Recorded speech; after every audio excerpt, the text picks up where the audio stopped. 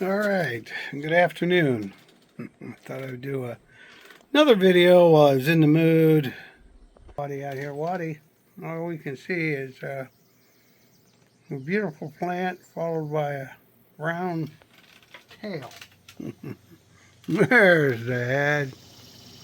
All right, well, let's throw a frisbee and good catch.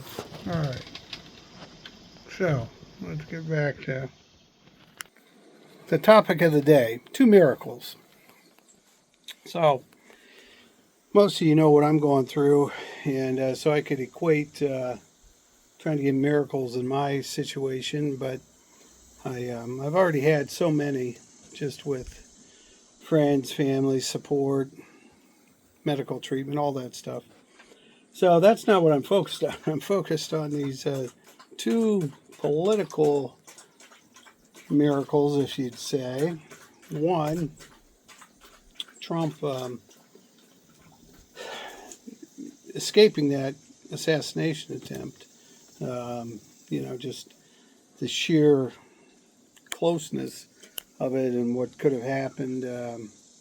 Miraculous that he didn't die, and I think that's a good thing for the country because it would have further divided us, hopefully not reeled us into a civil war or chaos, but certainly possible. The second miracle is Joe Biden stepped down from the race. Thank God. My goodness. I mean, it was past due time. I had called on him to step down. Many, obviously, more important people than me did. And the pressure worked. Obviously, after his debate performance, he had no business running for president. And it was just going to be selfish if he did, right? It was going to be for his own ego. He didn't have to step down. But thankfully, the right people got to him, and he exercised good judgment and did the will of the people, the will of the party, and stepped down. So, I know it's dangerous to delve into the political arena, but it is so consequential and so crazy right now. It's kind of hard to avoid it.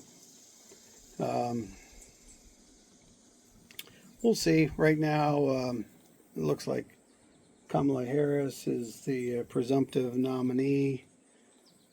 As of now, she has not picked a vice presidential candidate. At least it makes this race somewhat competitive. I mean, everybody, not everybody, but the vast majority of Americans did not want either of these people running for president this term. Biden clearly is too old, does not have his faculties that he should have, and Trump caused an insurrection. So, I can't. There are horrible things, right? One guy doesn't have the cognition; the other guy is a danger. I mean, regardless of what you think about Trump's policies, and I've voted Republican and Democrat at different times in my life. Almost, I don't know if it's close to even now, but anyway, you can't have somebody who doesn't respect the rule of law and the peaceful transition of power. And although he's highly favored to win, and so we probably won't have those issues, still,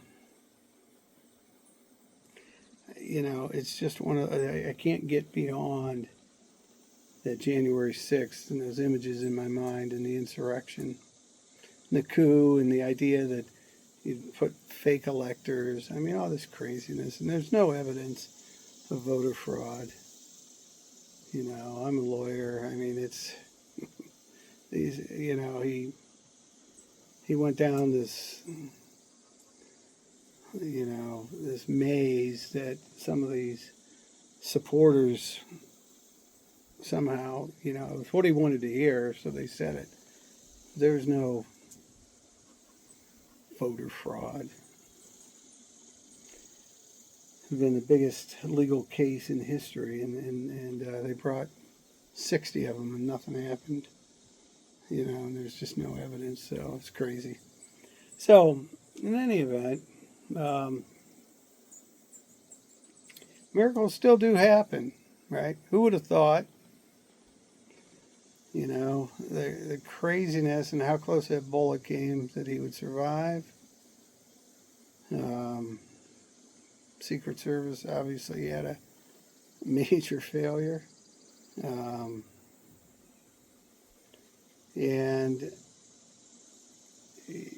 who would have thought Joe Biden would have agreed to step down when he didn't have to?